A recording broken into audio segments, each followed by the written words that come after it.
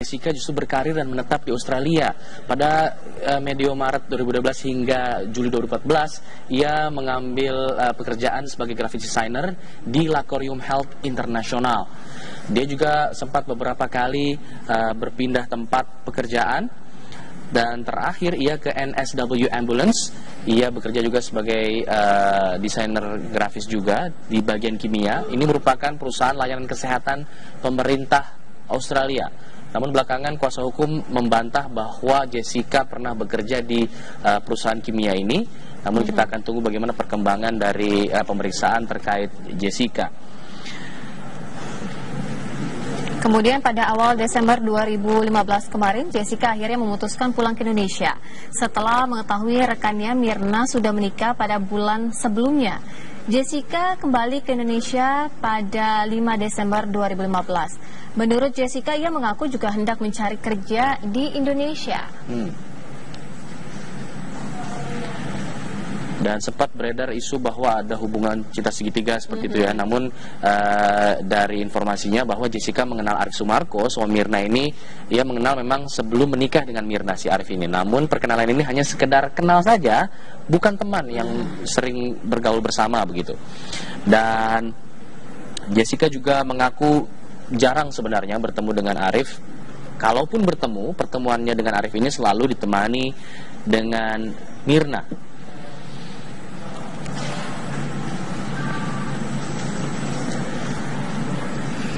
Kemudian usai kepulangannya ke Indonesia, Jessica sempat bertemu dengan Mirna dan suaminya di sebuah restoran pada 12 September 12 Desember 2015. Pertemuan ini diinisiasi oleh Jessica yang mengaku sudah lama tidak bertemu Mirna yang ternyata sudah menikah. Ya, ini pertemuan yang terjadi sebelum Mirna, Hani, dan juga Jessica bertemu pada saat itu. Dan ini menurut pengakuan dari kuasa hukum, Jessica menurut mereka lolos dari uji tes kebohongan. Ia memang harus mengikuti sejumlah tes kebohongan di kantor polisi.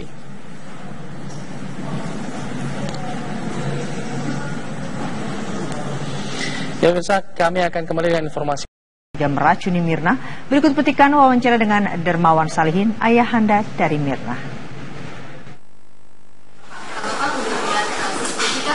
Begini, dari awal kan saya udah ngomong. Kan saya tanya dia, mulai curiganya, anak saya ini mati minum kopi Vietnam yang kamu beliin. Gak ada orang lain nih, kamu doang, sama tukang kopi dong tentunya. Kamu minum apa? Dia bilang minum itu, mineral, air mineral. Loh, kok air mineral? Oh ya udah, saya pikir benar kali ya. Setelah saya melakukan pertanyaan kepada kopinya, saya lihat bonnya, apa sih minumnya kok mati anak saya gitu loh. Saya tanya-tanya, saya cukup kesel juga tuh sama tukang kopinya gitu loh. Cuma ya saya pendam toh, kan kita belum tahu siapa. Kalau saya nunjuk kan seuzon namanya itu. Ya, alhamdulillah saya diberi petunjuk ya. Allah itu baik dan maha besar, sehingga saya lihat di bonnya itu, saya lihat loh kok ini ada alkohol 2 yang diminum si J itu. Nah kemudian anak saya bilang minum apa? Kopi gitu. Duh, kok anak saya mati minum kopi, dia minum alkohol, katanya sakit emah, dia kan segala macam. Nah mulai itu saya curiga. Makanya bukannya saya mendahului, tapi ya saya kan orang tua punya naluri dong, ya kan? Ini anak saya belum pernah lihat, tahu-tahu ketemu di mana tuh? Di Abdi Waluyo, baru pertama kali saya lihat, ini siapa sih ini orang gitu kan. Karena waktu saya ke Australia juga terakhir saya lihat anak-anaknya tuh rame-rame, saya traktir makan gitu kan. Ada, semuanya ada, cuma dia nggak ada. Hani ada. Nah ini makanya anak-anak nih semuanya pada mau ikut nanti kalau persidangan tuh mau malah ngedukung si Mirna. Ini anak siapa sih gitu loh, kok mau main bunuh itu gitu loh. Salah apa dan motifnya apa? Saya cuma tanya itu doang. Ya kalau memang dia pelakunya, tolong dong ngomong aja baik-baik. Ya kemungkinan kita toh Mirna nggak akan bangun lagi itu, sudah meninggal. Kita bisa pertimbangkan kenapa sih lo gitu loh. Jadi kita bicara lain. Ini boro-boro sekalipun nggak pernah datang.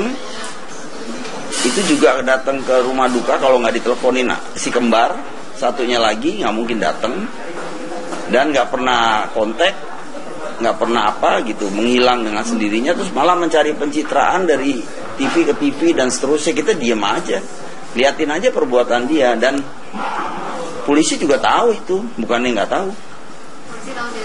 Iya jelas dong, maksudnya dia mencari pencitraan pakai lawyer apa, kalau orang nggak salah dia deketin saya dong, yuk Om kita cari dong nih siapa yang bunuh, kan saya nggak tahu apa-apa nih, kok bisa begini, ke tukang kopinya, kan kita serang tukang kopi kan gitu. Enggak tuh, tenang aja.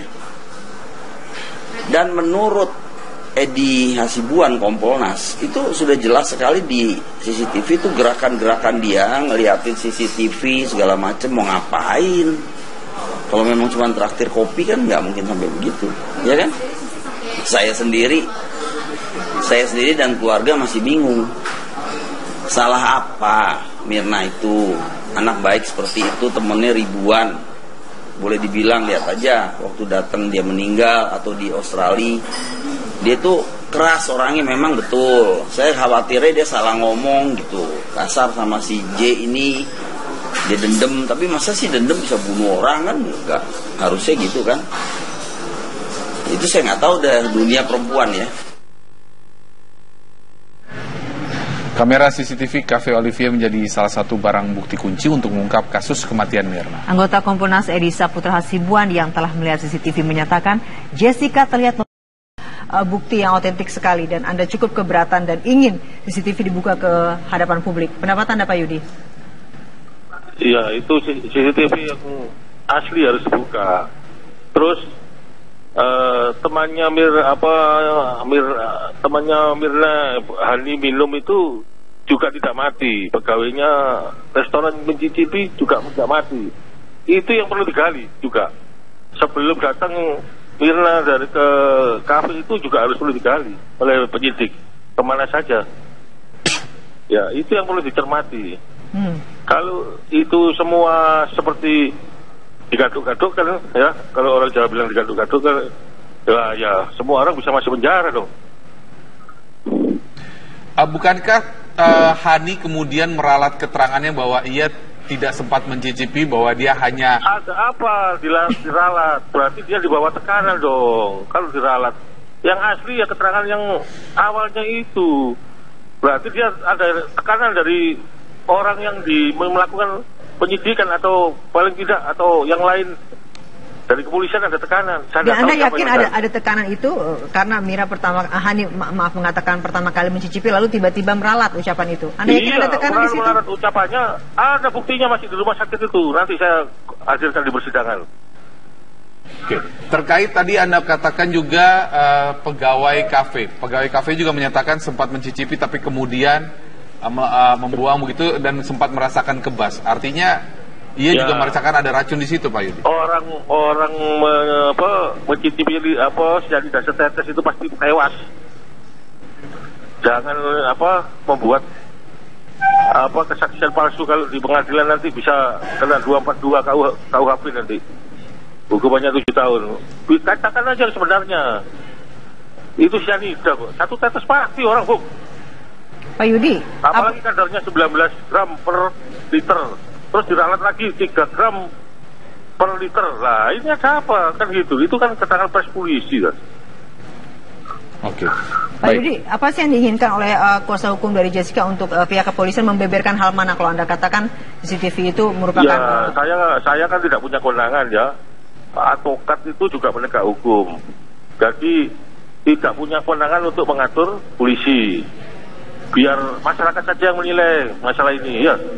Saya hanya membeberkan ini secara ilmiah dan logika masuk akal. Baik. Saya mau ke Pak Adrianus. Tadi Pak Adrianus sebentar Pak Yudi. Pak Adrianus tadi mengatakan bahwa yang punya akses terhadap kopi hanya Jessica seorang. Tidakkah si barista atau pembuat kopi juga sebenarnya punya akses ke situ? Meskipun at the end di akhir memang Jessica mungkin durasinya lebih banyak, tapi si pembuat kopi kan juga dia yang membuatkan kopi, artinya dia juga punya akses ke kopi situ dong Pak. Iya. Nah kenapa kemudian itu tidak dicurigai? Kalau Anda katakan tadi mengatakan hanya Jessica yang punya akses untuk menguasai kopi, bagaimana dengan pembuat kopi? Ya itu tadi soal akses ya. nampaknya juga polisi kan melihat ke yang lain-lain, yang lain-lain lah gitu ya. Nah, maka atas dasar itu semua, maka tadi diambil satu, ini makanya pakai pendekatan probabilitas ini, gitu ya, pendekatan yang siapa yang paling mungkin gitu ya. Dari situ lalu kemudian diambil probabilitas bahwa yang paling mungkin adalah Jessica ini. Berarti teorinya asumsi kalau gitu? Pasti begitu. Jadi ada asumsinya, ada juga soal keyakinannya.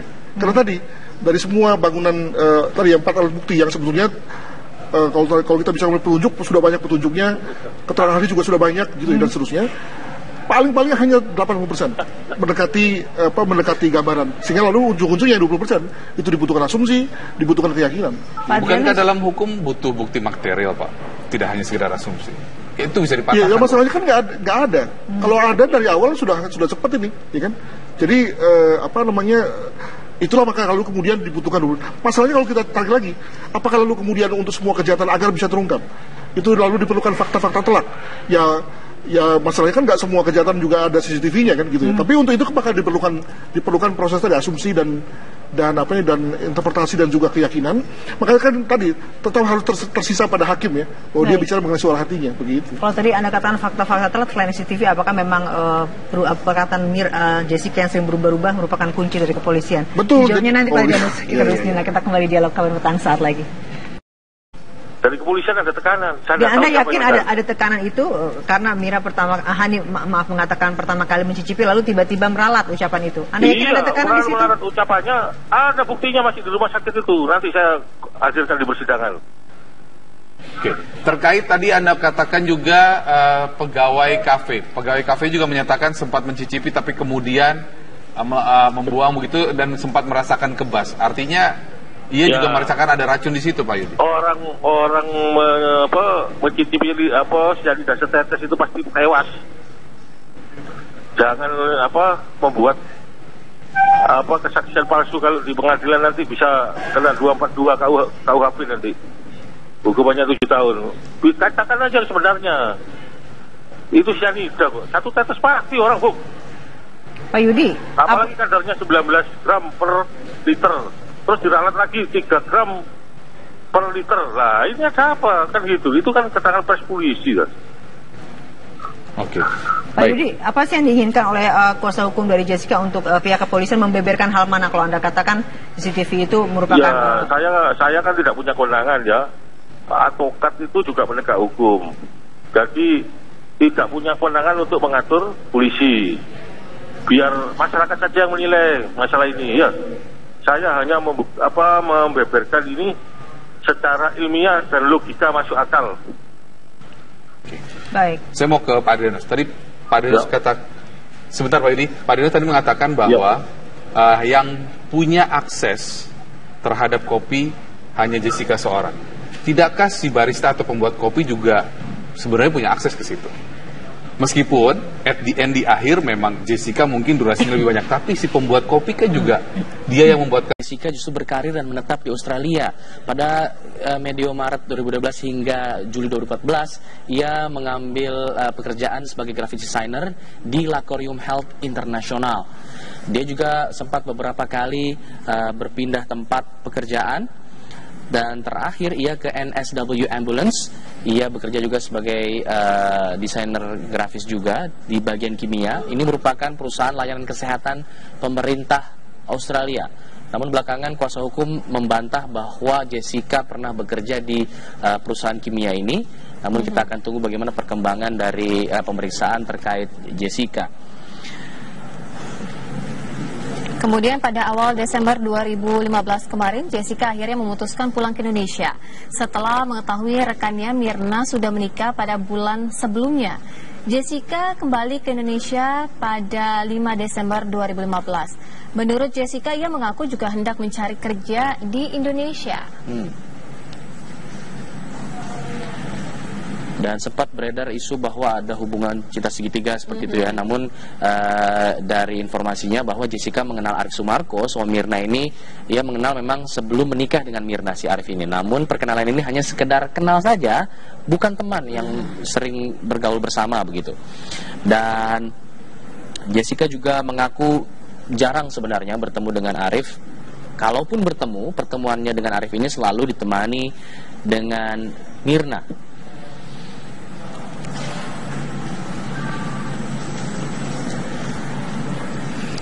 Kemudian usai kepulangannya ke Indonesia, Jessica sempat bertemu dengan Mirna dan suaminya di sebuah restoran pada 12 September 2015. 12 Desember 2015. Pertemuan ini diinisiasi oleh... Ya, saya kan orang tua punya naluri dong, ya kan? Ini anak saya belum pernah lihat, tahu-tahu ketemu di mana tuh? Di Abdiwaluyo, baru pertama kali saya lihat, ini siapa sih ini orang gitu kan? Karena waktu saya ke Australia juga terakhir saya lihat anak-anaknya tuh rame-rame, saya traktir makan gitu kan, ada, semuanya ada, cuma dia nggak ada. Hani ada. Nah ini makanya anak-anak nih semuanya pada mau ikut nanti kalau persidangan tuh mau malah ngedukung si Mirna. Ini anak siapa sih gitu loh, kok mau main bunuh itu gitu loh. Salah apa dan motifnya apa? Saya cuma tanya itu doang. Ya kalau memang dia pelakunya, tolong dong ngomong aja baik-baik. Ya kemungkinan kita toh Mirna nggak akan bangun lagi itu, sudah meninggal. Kita bisa pertimbangkan kenapa sih lo gitu loh. Jadi kita bicara lain. Ini boro-boro sekalipun nggak pernah datang. Itu juga datang ke rumah duka kalau nggak diteleponin si kembar satunya lagi nggak mungkin datang. Dan nggak pernah kontak, nggak pernah apa gitu, menghilang dengan sendirinya, terus malah mencari pencitraan dari TV ke TV dan seterusnya. Kita diam aja, liatin aja perbuatan dia, dan polisi juga tahu itu, bukannya nggak tahu.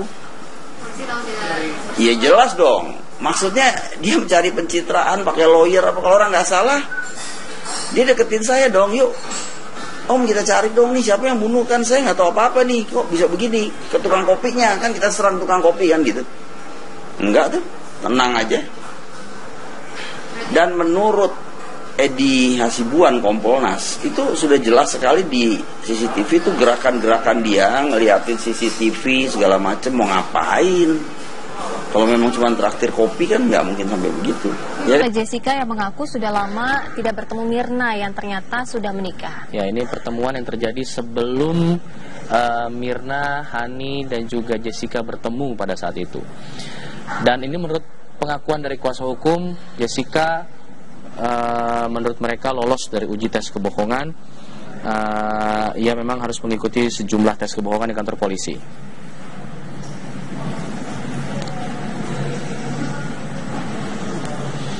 Ya pemirsa, kami akan kembali dengan informasi. Meracuni Mirna. Berikut petikan wawancara dengan Dermawan Salihin, ayahanda dari Mirna. Begini, dari awal kan saya udah ngomong.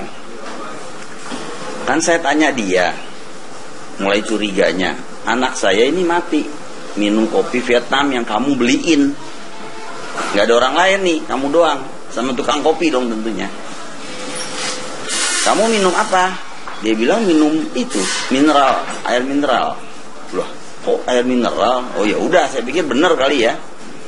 Setelah saya melakukan pertanyaan kepada kopinya, saya lihat bonnya, apa sih minumnya kok mati anak saya gitu loh. Saya tanya-tanya, saya cukup kesel juga tuh sama tukang kopinya gitu loh. Cuma ya saya pendam toh, kan kita belum tahu siapa. Kalau saya nunjuk kan seuzon namanya itu. Ya, alhamdulillah saya diberi petunjuk ya. Allah itu baik dan maha besar, sehingga saya lihat di bonnya itu, saya lihat loh kok ini ada alkohol 2 yang diminum si J itu. Nah kemudian anak saya bilang minum apa? Kopi gitu. Duh, kok anak saya mati minum kopi, dia minum alkohol, katanya sakit emah ya kan, segala macam. Nah mulai itu saya curiga. Makanya bukannya saya mendahului, tapi saya sendiri dan keluarga masih bingung. Salah apa Mirna itu? Anak baik seperti itu, temennya ribuan. Boleh dibilang, lihat aja waktu datang dia meninggal atau di Australia.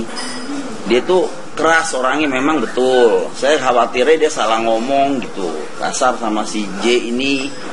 Dia dendam, tapi masa sih dendam bisa bunuh orang kan? Enggak, harusnya gitu kan.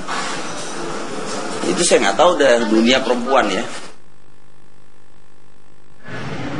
Kamera CCTV Cafe Olivier menjadi salah satu barang bukti kunci untuk mengungkap kasus kematian Mirna. Anggota Komponas Edi Saputra Hasibuan yang telah melihat CCTV menyatakan Jessica terlihat bukti yang otentik sekali dan Anda cukup keberatan dan ingin CCTV dibuka ke hadapan publik. Pendapat Anda, Pak Yudi?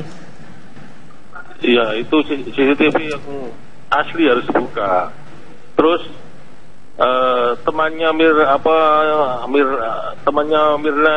Hani Minum itu juga tidak mati. Pegawainya restoran mencicipi juga tidak mati. Itu yang perlu digali juga. Sebelum datang Mirna dari ke kafe itu juga harus perlu digali oleh penyidik. Kemana saja? Ya, itu yang perlu dicermati. Kalau itu semua seperti digaduk-gaduk kan, ya, kalau orang Jawa bilang digaduk-gaduk kan, ya semua orang bisa masuk penjara dong.